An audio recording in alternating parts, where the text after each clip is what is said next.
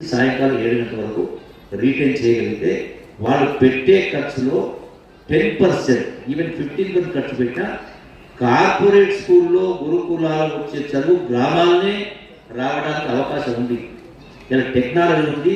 ఇదే ఏ వాట్సాప్ అయితే మనం దుర్వినియోగం చేస్తామో అదే వాట్సాప్ ద్వారా టెక్నాలజీ ద్వారా ఆ పిల్లల్ని మనం ఇది ఒక్కటి చేయగలిగితే వాళ్ళ అప్పులు వంతడప్పు పోయినట్టే లెక్క. సిమిలర్గా ఆరోగ్యానికి సంబంధించి కూడా రోజు చూస్తాము ఎన్ని వేల లక్షల రూపాయలు, కోట్ల రూపాయలు, సంవత్సరానికి 10,000 కోట్ల రూపాయలు ప్రైవేట్ కార్పొరేట్లకు ఖర్చు పెడతాము. అంటే ఆయన యావరేజ్ మీరు లెక్కేసుకున్నా అట్లాగే ఉంటుంది. నా లెక్క ఉంది.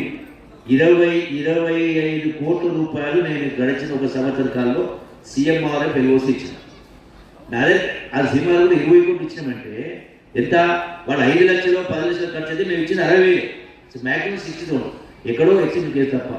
అంటే 5-6 లక్షలు 10 లక్షలు ఖర్చు పెట్టిన కాడ 60,000 రూపాయలు ఇచ్చినా కూడా 20 కోట్లు అయింది.